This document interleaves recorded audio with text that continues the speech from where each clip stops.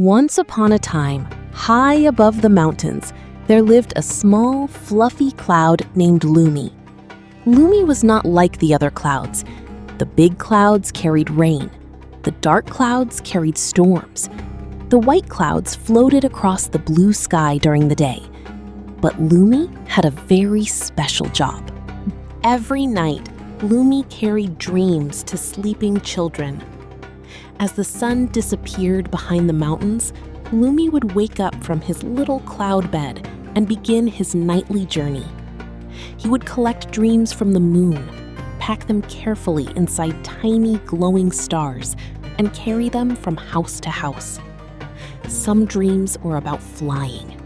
Some were about talking animals. Some were about magical forests. And some were simply about being together with the people we love. One evening, Lumi looked down at the sleeping village below. The houses were quiet. Windows glowed softly. Cats curled up beside warm fireplaces. Little birds rested in their nests. Children were tucked under blankets. "Tonight," he whispered, "everyone will have a beautiful dream." He floated toward the moon. "Good evening, Luna." The moon smiled brightly. "Good evening, Lumi. Are you ready?" "Yes." The moon opened a little silver box. Inside were hundreds of tiny, glowing dreams. Lumi carefully collected them. One dream was shaped like a butterfly. Another looked like a rainbow. Another was a tiny wooden boat sailing across a sparkling sea. Lumi placed them gently inside his fluffy cloud pockets. Then he began his journey. His first stop was a little house at the edge of the village. Inside lived a small girl named Mina. Mina had been having trouble sleeping. She looked outside her window and whispered, "I wish I could have a happy dream tonight." Lumi heard her. He floated close to the window and released a tiny golden star. The star slipped gently into Mina's room. Suddenly, Mina dreamed she was walking through a magical garden. Flowers opened as she passed. Butterflies danced around her.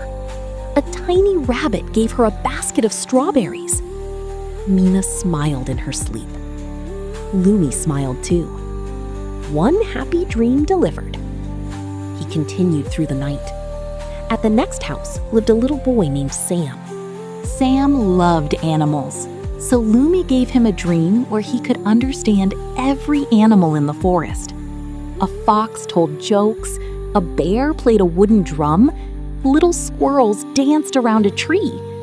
Sam laughed happily in his sleep. At another house, a little girl dreamed of flying over the mountains. At another, two brothers sailed through a sea made of stars. At another, a lonely little boy dreamed that he was sitting beside his grandmother under a giant apple tree. Lumi continued delivering dreams. But then, something strange happened. He reached into his cloud pocket and stopped. There was only one dream left. There was only one dream left. It was the smallest dream of all. It was barely glowing. Lumi looked at it carefully. "What kind of dream are you?" The little dream whispered, "I don't know." Lumi frowned. Every dream had a purpose. Flying dreams made children feel free. Adventure dreams made them brave. Friendship dreams made them feel loved. But this tiny dream didn't seem to know what it was. Lumi looked down at the village. He looked at the moon through his window. "I don't think anyone remembers me," he whispered sadly. Lumi's heart felt heavy. He floated closer to the window.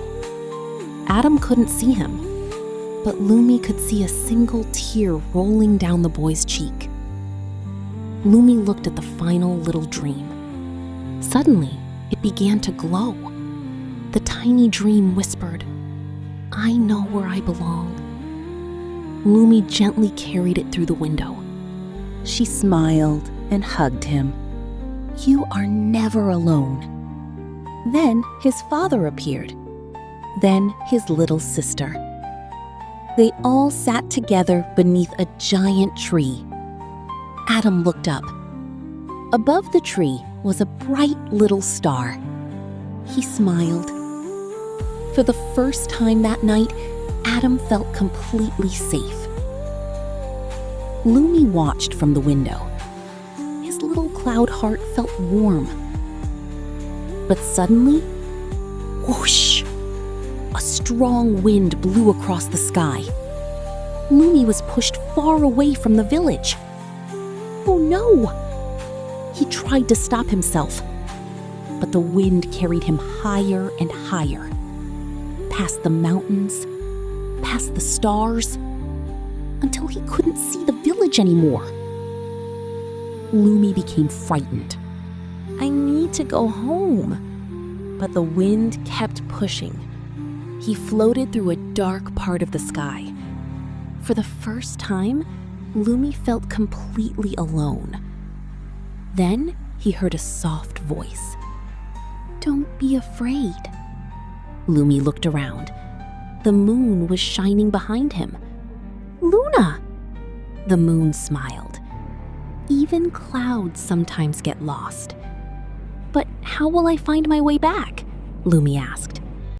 The moon pointed toward the stars. "Follow the lights." Lumi looked carefully. Far away, thousands of tiny stars were glowing. He followed them. One star, then another. Slowly, the wind became gentle. Lumi began floating back toward the village. When he finally arrived, the sun was beginning to rise. The village was waking up. Birds were singing. Smoke rose gently from chimneys. Children were still sleeping peacefully. Lumi looked at Adam's house. Adam was smiling in his sleep. Lumi smiled too. He understood something important. His job wasn't really about carrying dreams. His job was about carrying hope. Every night, he reminded children that they were loved, that tomorrow could be beautiful, and that even when the night felt dark, there was always... He closed his eyes, and for the first time, Lumi had a dream too.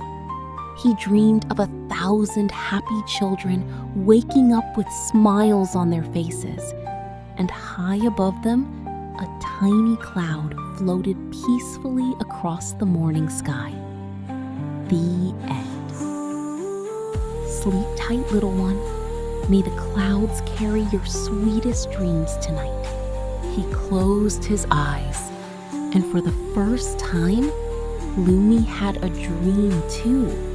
He dreamed of 1,000 happy children waking up with smiles on their faces, and high above them, a tiny cloud floated peacefully across the morning sky. The end. Sleep tight, little one. May the clouds carry your sweetest dreams tonight.